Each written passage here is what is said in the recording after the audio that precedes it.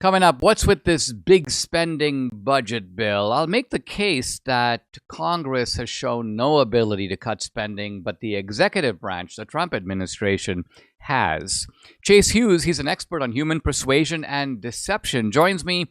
We're going to have a fascinating conversation about how to tell if somebody is lying to you, and then also apply those principles to the political arena. And I'm going to begin my narrative about Reagan and the Reagan era based on my book, Ronald Reagan, How an Ordinary Man Became an Extraordinary Leader. Hey, if you're watching on Rumble or YouTube or X or listening on Apple, Google, or Spotify, please subscribe to my channel. Hit the subscribe or follow or notifications button. This is the Dinesh D'Souza podcast.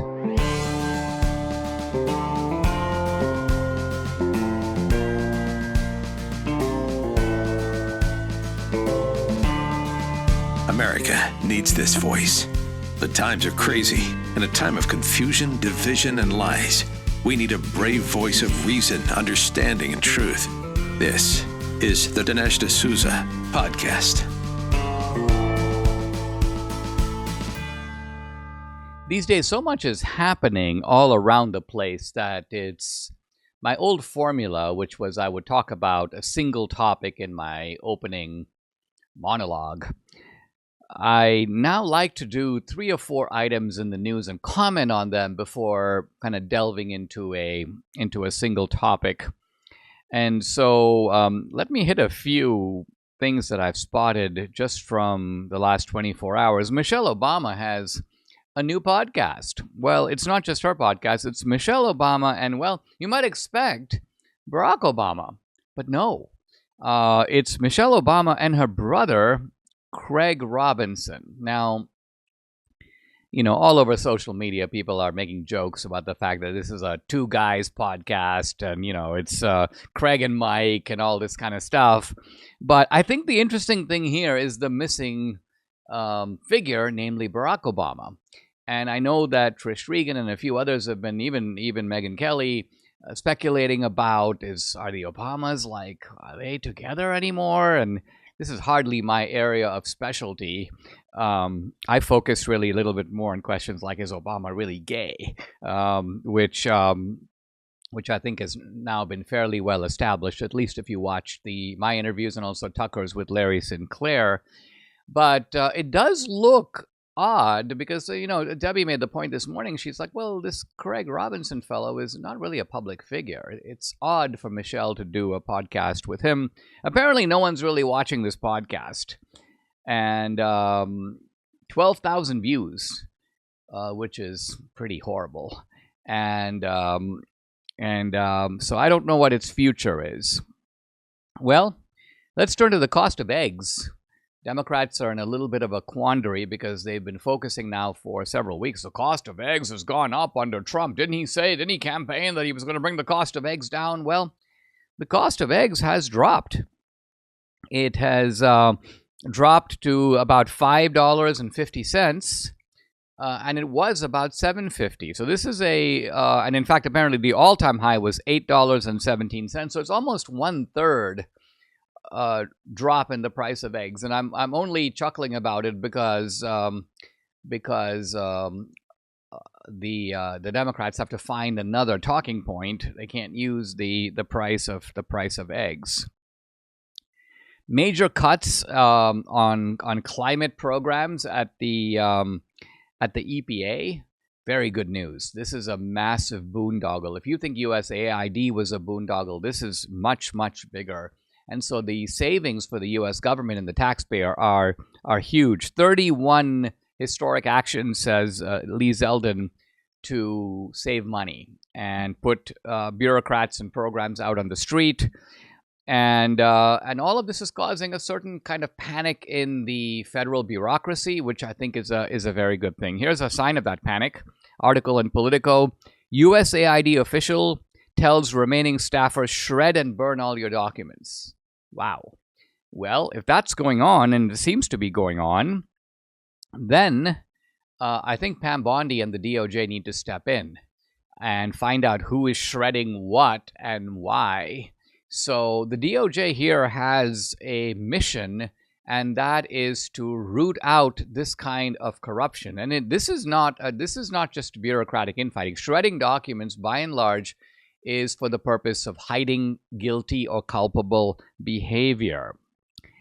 The NIH, the National Institutes for Health, has canceled the following grants. I'm just going to mention 2 or 3 of them. $620,000 for an LGB plus inclusive teen pregnancy program for transgender boys. Wow. Almost $700,000 for studying cannabis use among sexual minority, gender diverse individuals, end quote. $740,000 for exploring social networks among Black and Latino sexual minority men in New Jersey. Now, again, this is all sort of DEI related, but this is the kind of stuff that DOGE is digging up, one example after another. And by the way, they have a website. I think it's doge.org, or no, doge.gov. That's it. It's a governmental website, and it's got a very systematic presentation of all these DOGE findings. Maybe the best news from my point of view, Department of Education cutting its workforce in half. Now, this is a prelude to eliminating the whole department, but cutting the workforce in half is an excellent first step. There are about 4,000 employees who work in that building, educating, I should add, nobody. And Linda McMahon, the education secretary, who's, by the way, tasked with shutting the whole department down, is sending about half these people home. In fact, I think she essentially called a day off because she didn't want confusion over who stays home and who doesn't stay home. She's like, digest the information. Half of you have been kind of essentially let go. And we don't want people who have been let go showing up for work because they are no longer part of this workforce. Now, all these cuts in DOGE and in the federal government raise a broader issue, and this is really what I want to focus on.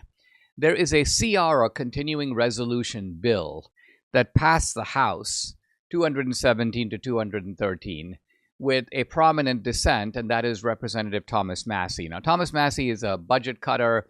He sees that this bill doesn't really cut Biden levels of spending. It is a big spending bill. And he's like, there's no way I'm going to vote for it. Now, Trump lashes out at Massie, says, oh, this is horrible. And Trump even says, I'll even back a primary opponent against you. Very awkward position, by the way, to put conservatives in, because a lot of conservatives and a lot of MAGA people, by the way, like Thomas Massie because he is a guy who will stand by his principles and will not relent. So what is Trump's view of all this? Well, part of it is that Massie has been something of a never-Trumper. That should be said. And Massie did endorse DeSantis in the race between Trump and DeSantis. And Trump, as you know, doesn't like that kind of thing. And he is also he remembers that kind of disloyalty as he sees it. But I think that's not really the fundamental issue here. The fundamental issue here is that if you don't have a budget bill, you don't have a continuing resolution, the government shuts down. In the past, when the government shuts down, you have a certain type of paralysis, and the Democrats and the media go out and say the Republicans are to blame. So I think the Trump strategy here is really simple. The Congress should pass the spending bill, and if the Democrats want to shut down the government, let them, because then it's on them. If they shut down the government, then people can't say, I'm not getting my Social Security check. Now, by the way, people do get your Social Security checks. The basic functions of the government continue. If you remember government shutdowns in the past, nothing really happens. Nothing really of note happens. It's true, certain things get suspended. But the point is, if the Democrats are causing that to happen, if they are the ones responsible, guess what?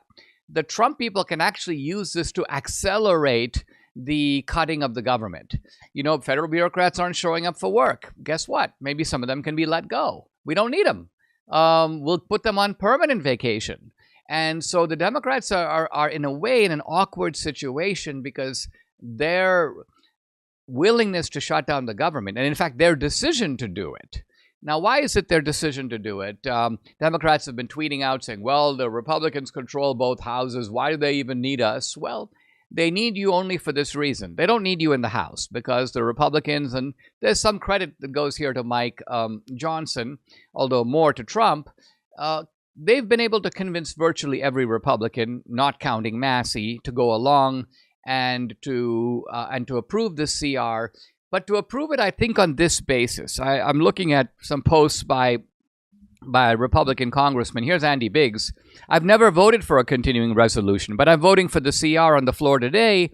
And he says, by and large, that the executive branch is the only branch of government serious about cutting spending despite my best efforts. This captures right here, I think, the heart of the matter. And that is that we do not have a congressional majority to cut spending. There are enough Republicans who will not vote for it. These are Republicans who benefit from big spending. They like the big spending, particularly in their own districts and their own states, which facilitates their re-election. And so, quite honestly, if you want a budget-cutting majority in the House and Senate, the American people need to vote for that. We don't have that currently. And so the point that Andy Biggs is making, and I see others, Greg Stubbe and others making the same point, it's that, look, guess who is shown the ability to cut spending? Not us in Congress. We don't have those kinds of votes. But the executive branch is doing it. So guess what? If Congress allocates the money, it's still up to the administration to spend or not to spend it. They can choose not to spend it and to cut programs and to cut personnel. They are ultimately charged with the complete enforcement of all the allocations that Congress makes. Now, this bill is now in the hands of the Senate, and even though Republicans have a majority, 53 to 47, the simple truth of it is because of the filibuster and because of efforts to delay procedures, you need 60 votes in the Senate. And the Democrats are basically saying that they are going to create a unified wall so that the Republicans can't get to 60 votes. And so there is a kind of impasse. There is a standoff. Now, one way to overcome the standoff is to override the filibuster, and the Senate Majority Leader John Thune does have the ability to do that. But the other possibility is that John Thune goes, okay, guess what? You want to shut down the government because you're refusing to get to 60 votes? Go ahead and do it. You'll be the ones who did it. And then anybody who's angry about the fact that they aren't getting paid, because remember, when there is a shutdown, bureaucrats do not get paid. Some of them may get back pay later, but they're not going to get paid on time. And that's going to create some restlessness and some anger. And I think the Republicans can say, well, we deployed our entire majorities in both houses to get this through, and the Democrats refused to go along. They shut the government down. We didn't. Debbie and I care about our health, and we've come across a remarkable device that is a total game changer. We've integrated it into our routine. It's now part of our daily life. It's called Juvent Micro Impact Platform. It's based on the latest cutting-edge science. It uses micro impact frequency to promote joint health, improve bone density, boost circulation, even stimulate the production of stem cells in your body. It's crazy, right? But it works. And all you have to do is stand on it. I stand on it about 10 or 12 minutes a day. Debbie does a little longer. But that's it. It makes the crinks and stiffness and aches and pains vanish. It can even add up to 5 years to your life. Wow. You got to learn about this new technology. It's not to be confused with some gimmicky vibration plates out there. So how do you do that? Go to juvent.com/Dinesh to learn more. That's JUVENT.com/Dinesh. Now, they've got a great deal for you. $500 off, 10-year warranty, financing options, even a 6-week buyback promise, because they believe in the product so much. Juvent can change your life. Check it out. Go to juvent.com/Dinesh. Numbers don't lie. The impact that balance of nature makes every single day is astounding. You can see the numbers for yourself on their website at balanceofnature.com. Check it out. Listen to a few stats concerning Balance of Nature's worldwide success. More than 1,000 success stories reported each month. Hundreds of thousands of customers worldwide. Millions of orders delivered each year. And billions, yes, billions of these.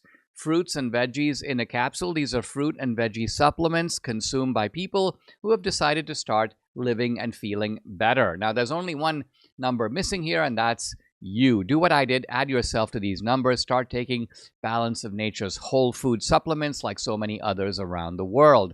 And here's another number that should get your attention, 35%. Use my discount code, America. You get 35% off, plus free shipping and a money-back guarantee. Call 800-246-8751. That's 800-246-8751. Or go to balanceofnature.com. When you use discount code America, you get 35% off plus free shipping. Guys, I'm delighted to welcome to the podcast a new guest, Chase Hughes. And he has a most unusual title. Well, he's an author, but he's also an interrogator. He runs an organization called NCI University, and you can follow him on X at NCI University.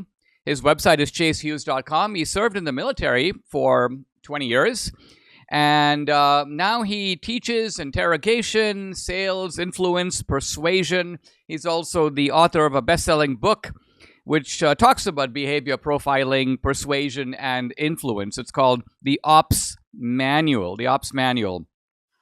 Chase, welcome. Thank you for joining me.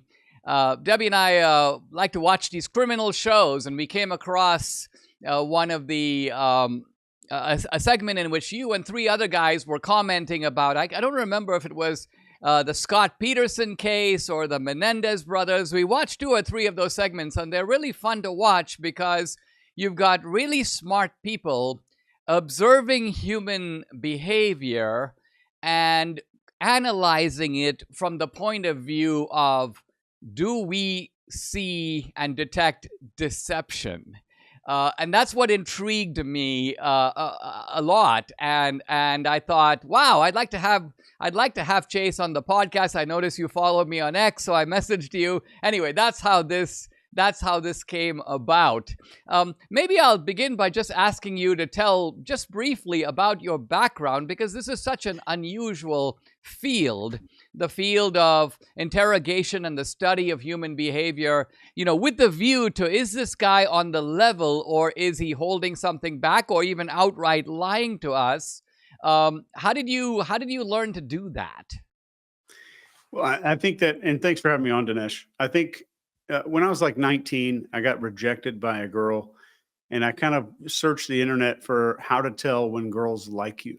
And that was kind of the origin of all that. And it became almost an obsession because I think I had this social anxiety, and the more I could see behind the masks that people are wearing, their insecurities, these little fears that we hide from the public. I never judged anyone for it, but it just made me realize that everybody's screwed up, and everybody's screwed up in their own way. And it became addictive in that we're kind of getting this glimpse into a part of reality that no one else in the room has access to. So we're seeing a layer or several layers deeper than most people really see. And it just became an obsession for me. And I did 20 years in the military, and then wound up training the psychological operations personnel, and then now titled in a bunch of podcasts as a brainwashing expert and a mind control guy and stuff like that. But it evolved into that thing to where I wanted to see where the loopholes are in the human brain, not just from a profiling perspective, but from an influence perspective. If we go all the way back to like the Milgram experiment, where people were made to do crazy stuff, I wanted to identify all these loopholes to make interrogation better, to make hostage negotiation better, and all of that. I mean, Chase, you're touching something that is so fundamental, I think, to human experience, which is that unlike any other animal, we have this sort of rather profound inner life.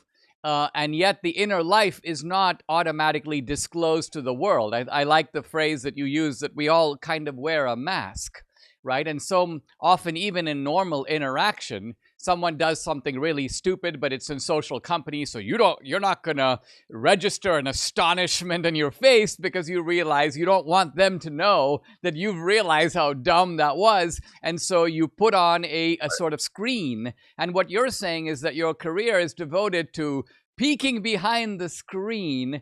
And now my question is, do you do that by using the tools of biology and neuroscience, or more the tools of like philosophy and psychology? In other words, are you studying the mind, or are you studying the brain?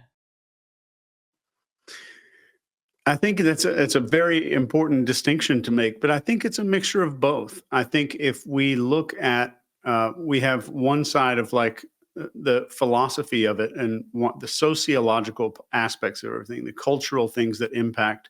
So someone's tiny little head movement might mean something different in another country.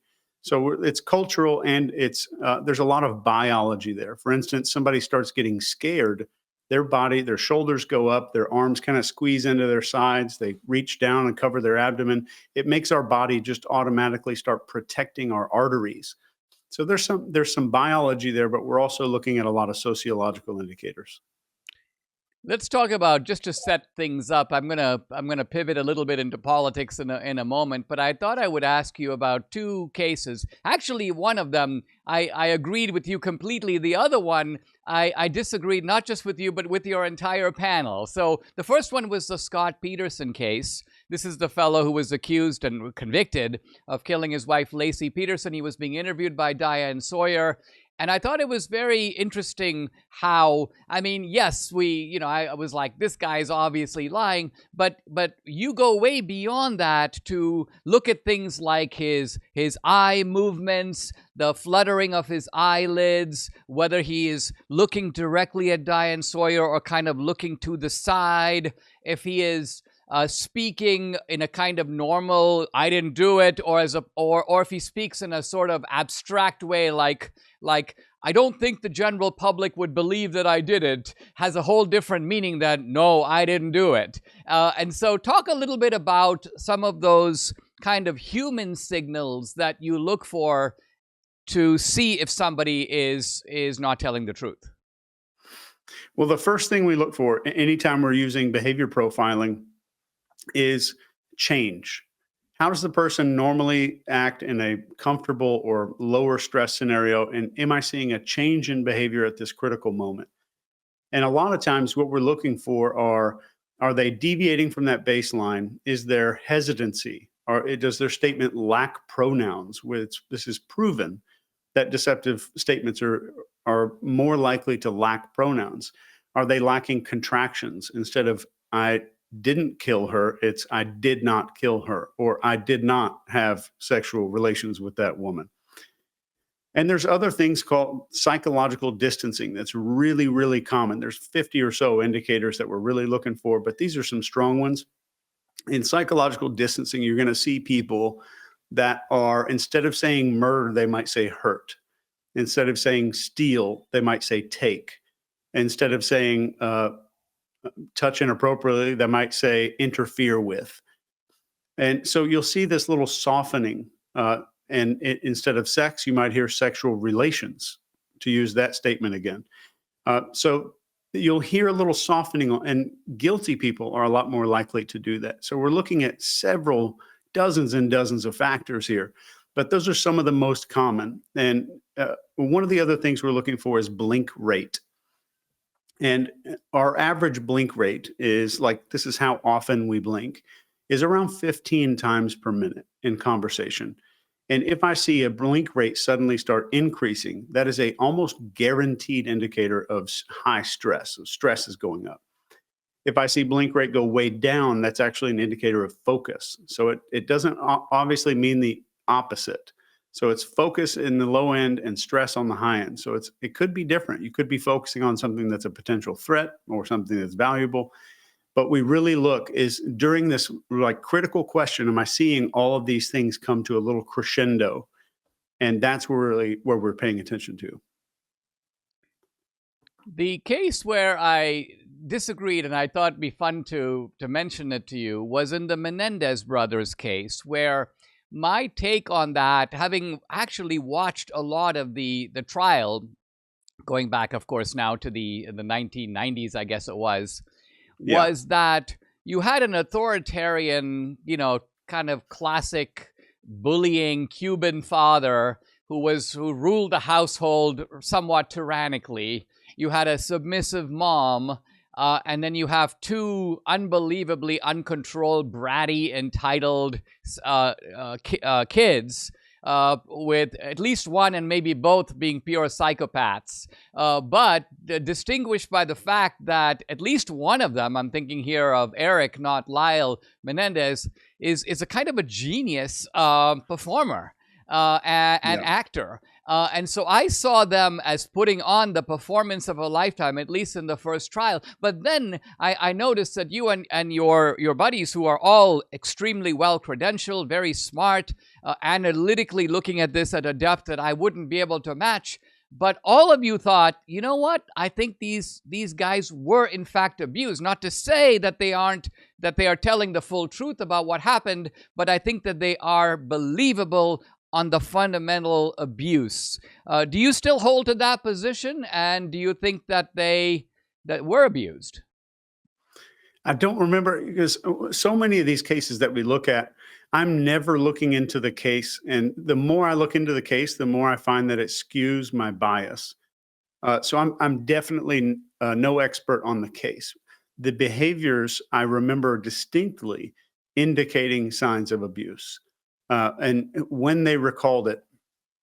And so just as an example, and this is proven, we look down and to our left most of the time in our baseline when we're accessing an internal dialogue. We're thinking about what to say. We're kind of rehearsing something mentally. And if something hits us emotionally, we'll look down right when we're thinking about it. And you can test this with anybody you know.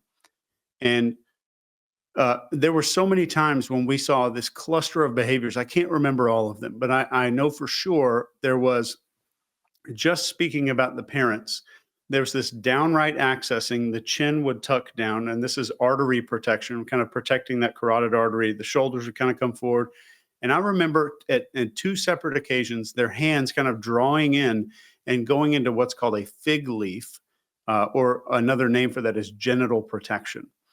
And remembering something with parents and then kind of covering the genitals and going in, and all the other indicators definitely seemed to us that there was some abuse going on. I hear every day about the products you all wish MyPillow carried. Well, guess what? We probably do. Slippers, bathrobes, pet beds, blankets, mattresses, sleepwear, loungewear, duvets, comforters, pot holders, aprons, oven mitts, and so much more. And they're all on sale. For example, get our best-selling standard MyPillows for only $14.98. Body pillows, $29.98. 6-piece bath towels or kitchen towel sets, just $29.98. Multi-use MyPillow 2.0s with pillowcase, $9.98. Save $40 on our Spring Percale and Giza Dream bedsheet sets. Any size, any color, and so much more. So go to MyPillow.com or call the number on your screen. Use your promo code to save up to 80% on all MyPillow products. And I've never done this before. When you spend $100 or more, you're going to get 2 standard MyPillows absolutely free. If you'd like to support my work, there's an easy way to do it. Join my Locals channel, become an annual subscriber. By the way, I've put a couple of new films up there. The film Trump Card, and also a political thriller called Infidel. Great film starring Jim Caviezel. You got to watch it. I post lots of exclusive content on Locals, including content that you won't find elsewhere, that's censored in some cases on other social media platforms. On Locals, you get Dinesh Unchained, Dinesh Uncensored, a kind of personal side of me. And you can also interact with me directly. I do a live weekly Q&A, typically on Tuesday. I didn't do it this Tuesday because of some dental work I had done, so I'm doing it tonight, 8 p.m. Eastern. No topic is off limits. And as I mentioned, I've uploaded cool films to Locals. This is my movie page right up there. I have documentaries, feature films, mine, but also films by other people. 2000 Mules is up there, the latest film vindicating Trump. And of course, I mentioned Trump Card and also the thriller Infidel. If you're an annual subscriber, you can stream and watch this movie content for free. It's included with your subscription. So go to dinesh.locals.com. I'd love to have you along for this great ride. Again, it's dinesh.locals.com. Chase, let me steer you a little bit more toward an area, and I'm not even sure if this is an area that you examine at all, but of course we've got all these political figures out there, and this is a field where deception, prevarication, diversion is commonplace. Are you a connoisseur of the political arena as well? And how would you apply your techniques in general to helping us understand these politicians a little bit better? Yeah, I published something called 25 Steps to Control and Destabilize a Nation pretty recently. And they have, and this is far left and some far right movements, but they have followed this plan like to the letter. And this was, I think this was published 2 years ago, but they've kind of completed the last steps. If you have time, we'll kind of walk through some of those steps. Let's do it. Tell me a little bit about it. Sure. So step one, we have to foster a sense of uncertainty at the social belonging level of Maslow's hierarchy of needs.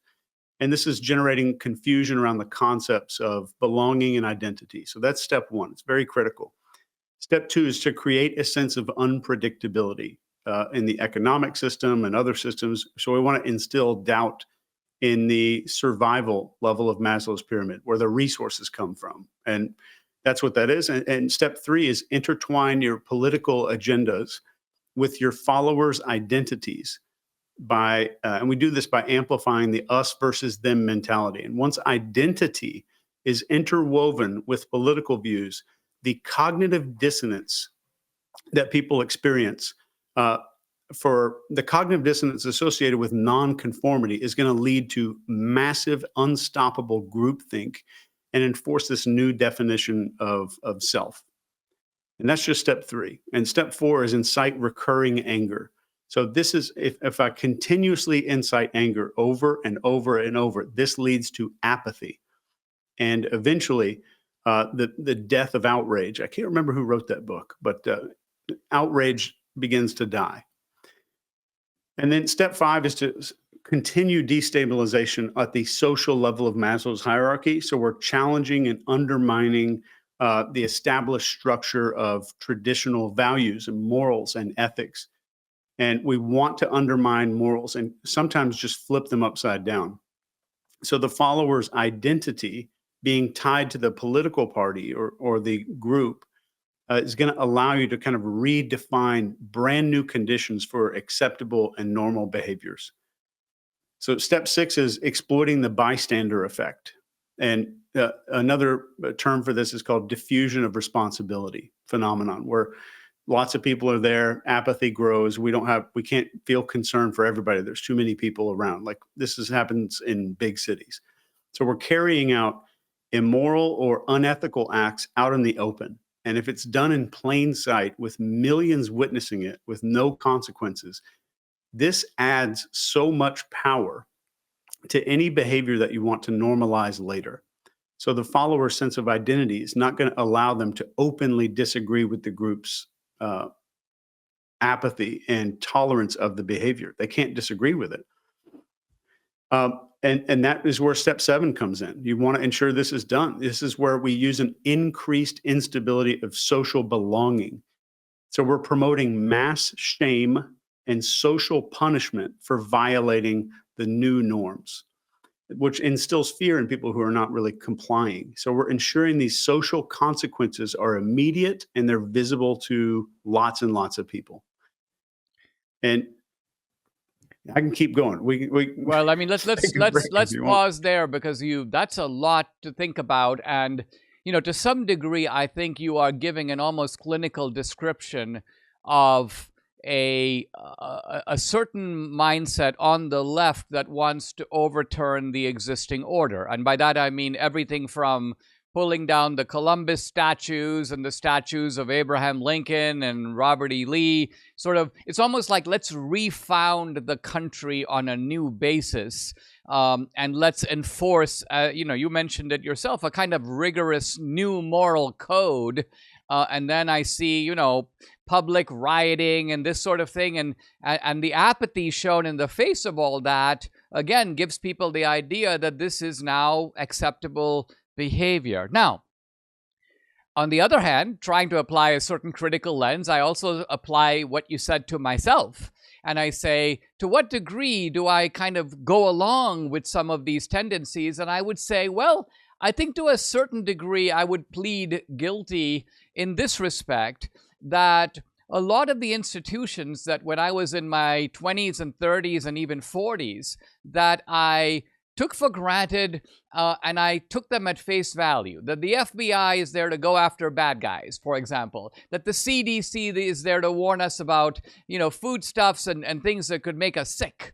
And the FDA, that's why we have food labeling, for example. And so, in other words, there was a high level of trust in these institutions that I thought had been well earned. But I find now, and maybe some of this is just the aftermath of COVID, that, wow, I think that this trust is largely misplaced. And it's that these institutions have now done things that have earned my mistrust. So I'm not being paranoid. I'm actually, my eyes are open to things that I didn't notice before. And it appears that there is a bureaucratic rot that has set in. So am I part of this this phenomenon of societal bonds dissolving, or is there a place for this kind of critical re-examination where we go, guess what? Our institutions are indeed failing us. Yeah, I think there's definitely a place for some examination for all of us. Everybody needs to be willing to say, am I doubling down because of an agreement, a tiny little agreement that I made a year ago to change a flag on my profile to say that I support this? And this isn't the whole left, and it's also not the whole right. There's many people on the left who probably disagree entirely with a lot of the things that you just mentioned. There's some great people, and that's one of the things I very often say is if you're on the right or left, if you can't find anything wrong with your own party and you can't find anything right with the other party, you are in a cult. You are in a cult because the critical thinking is gone. And I think this is in many, many ways, these steps that we're going through, I think we only just got to 7, is the indoctrination process of many cults just done in mass. It's done on this massive scale. Very interesting. So part of what I think what you're saying, and I think maybe we'll close out on this, is that, I remember, you remember the old CNN show from years ago, Crossfire.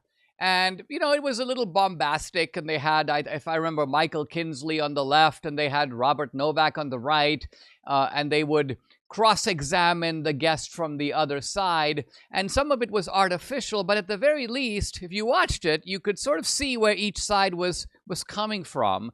I think what's striking in our society is there's very little of that now.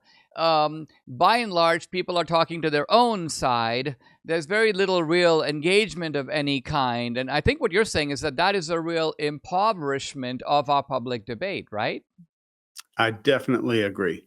And if you look at the trends, and these media companies are in the business of making money. So they follow, like, if I cater to just this side, I'm going to get more viewers or more isolation. I can sell more ads. And if you just look at the algorithms of social media, it says, oh, well, Dinesh didn't like that one video, so we're going to show him this other stuff and more and more and more and more. And it puts you into this ping pong maze of just being in this little echo chamber of your own ideas.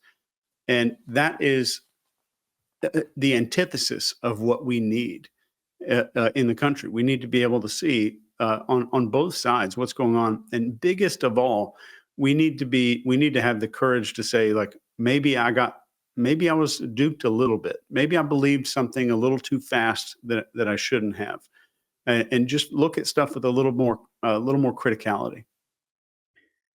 Very interesting. Guys, I've been talking to Chase Hughes, author and interrogator. Follow him on X at NCI University, the website chasehughes.com. Chase, very fascinating. Thank you so much for joining me. Thanks, Dinesh. I'm beginning today a discussion of this book right here. I'm going to hold it up. It's my book on Reagan, and it's called Ronald Reagan, How an Ordinary Man Became an Extraordinary Leader. It's now in paperback, very easy to get. I recommend you grab a copy and add it to your shelf. it is the book that brings out I think, the real Ronald Reagan. A Reagan that was, to many people, somewhat of an elusive figure.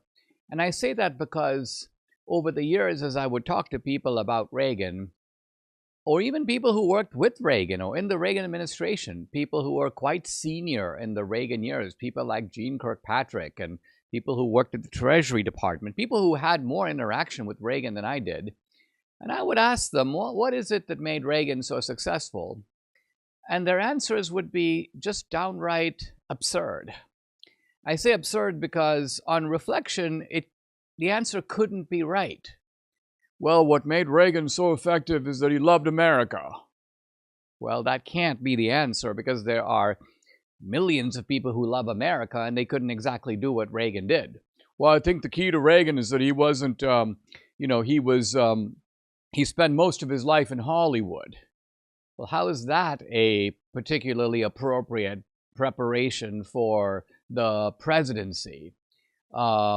Reagan was a guy who had negotiated for the Screen Actors Guild. That made him really good in dealing with the Russians. There were lots of people who dealt with the Russians that had far more impressive negotiating experience than Reagan.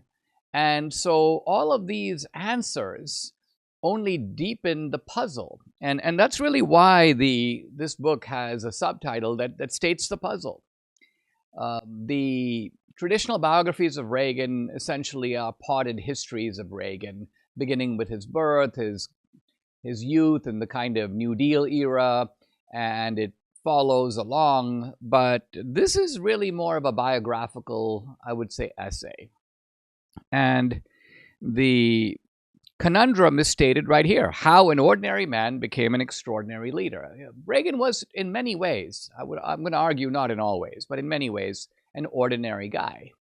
So how does an ordinary guy become an extraordinary leader when most ordinary people don't reach that kind of summit? They don't have those kinds of achievements. This is the question that I set out to answer in the book. I'm kind of chuckling looking at the paperback because right on the top here, right above the headline, there is a blurb. I'm going to read it. D'Souza's fine new study provides a fresh opportunity to consider Reagan's achievements. William Crystal, The Weekly Standard. This is from the Weekly Standard review of my book by Bill Crystal. And then on the back cover, blurbs from Robert Bartley, the editor of the Wall Street Journal. Here's Rush Limbaugh, the one and only Rush Limbaugh. An unforgettable portrait of Reagan the man and an expose of his critics from which they will never recover. I mean, isn't that interesting? I can almost hear Limbaugh's voice in that blurb. P.J. O'Rourke and the author Tom Wolfe, author of Bonfire of the Vanities. This marvelous book will drive the intellectual establishment, the conservative cadre, as well as the liberal legions, straight up the wall. It convincingly demonstrates Ronald Reagan's moral, political, and, yes, I'm afraid so, intellectual superiority to the entire lot of them.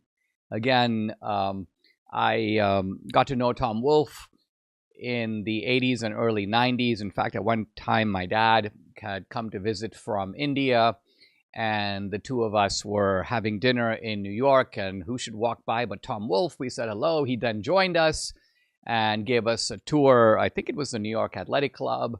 In any event, it is for me somewhat nostalgic to see all these names. Tom Wolfe is, don't believe, any longer with us. And Rush Limbaugh, of course, has passed away as well, as did Robert Bartley, the editor of the Wall Street Journal. William Crystal, alas, is still with us and causing all kinds of trouble.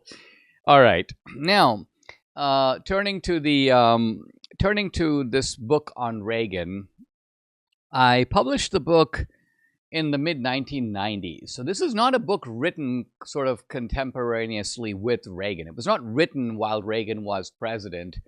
In fact, the context of it was that Reagan was hugely successful in the goals that he set out. Some of it was obvious in his own time. The booming economy of the 1980s, the stock market tripled in value. And Reagan had the Soviet Union on the defensive. Gorbachev had come to power about 1985. Reagan and Gorbachev had signed a major treaty. But it's important to realize that the real triumph of Reagan came after Reagan. After Reagan left office, 1989 is when the Berlin Wall came down. That was a big objective of Reagan's. Reagan went to the Berlin Wall. He called for it to come down. He predicted it would come down. It did come down, but it came down after he had left office. So, and then the spectacular events of the early 1990s, which is the liberation of Eastern Europe, the unwinding of Soviet communism, the Communist Party abolishing itself, Russia becoming a whole different kind of society in the post-Soviet era. All of this occurred under Reagan's successor, which is George H.W. Bush. And Bush deserves some credit for the pretty adroit way, the pretty skillful way in which he managed all that. But at the same time, he didn't do it. And I think he would freely acknowledge that not only the groundwork, but the entire architecture of U.S. policy that had led to Soviet collapse was the work of his predecessor, Reagan. Now, nevertheless, even though Reagan had done all this, and even though, quite honestly, Bush was elected in 1988 purely on the strength of Reagan, nevertheless, Bush made a mess of it. He made a mess of it politically. As I said, he did a good job on the foreign policy front, but there was a recession in 1991. It dragged on kind of long, even though it wasn't very deep. And a young Bill Clinton was able to pull off the presidency in 1992. And this generated, people were, Clinton's the new JFK, it's Camelot all over again. And there was this kind of romance around Bill Clinton, notwithstanding the fact that Bill Clinton was obviously some of the scandals had already come to light. But nevertheless, Clinton was seen as a younger, refreshing contrast to Bush. And all of this had led to a series of attacks on Reagan. The attacks would seem to be unbelievably, unbelievable, let's put it that way, because people had just experienced Reagan and the Reagan years. But nevertheless, the idea was, no, Reagan didn't win the Cold War. The credit for that really goes to Gorbachev. And no, Reagan didn't revive the economy. In fact, he put the economy in massive debt, from which the country is never going to recover. And the Reaganomics was a failure. It was trickle-down economics. So all of this stuff that to some degree we still hear, and some of it is now applied to Trump, this was in the air in the 1980s. In the 1990s. And I had served in the Reagan White House in 87 through 88, really the end of the Reagan years. Then I joined the Bush campaign, but I chose not to go with the Bush administration. In retrospect, a very good decision. Instead, I came to the American Enterprise Institute, and I began my career in writing books. I published my first book, Illiberal Education, in 1991, and a follow-up to that, a much more detailed study of racism called The End of Racism in 1995. So the Reagan book came right after that. So it was a reappraisal of Reagan and an intellectual defense of Reagan. And as Tom Wolfe noted in the blurb on the back, Reagan needed to be defended both against his defenders and his critics. I say this because there were many people around Reagan who throughout the Reagan years thought of themselves as smarter than Reagan. They were the intellectuals, and Reagan was this happy-go-lucky Californian who didn't really have a full grasp on things, but they, the neoconservatives, the smart people, would be steering Reagan in foreign policy, in economic policy, and so on. And so Reagan's successes were really their successes. Reagan, in a sense, was their front man. At least this was their delusion. And part of what I do in the book here is to show that we know that Reagan was his own man because he didn't always listen to these people. In fact, in the second half of his presidency, he went totally against them. and they predicted apocalypse, disaster, Reagan's really blowing it, the Soviets have outplayed Reagan. And it turns out in retrospect that Reagan, and only Reagan, was right all along. So when we pick this up, I won't do it tomorrow because Debbie and I are doing our Friday roundup, but I'll pick it up on Monday. I'll dive into the first chapter, well, actually the foreword of the book, which is somewhat amusingly called The Wise Men and the Dummy. Subscribe to the Dinesh D'Souza podcast on Apple, Google, and Spotify, or watch on Rumble, YouTube, and SalemNow.com.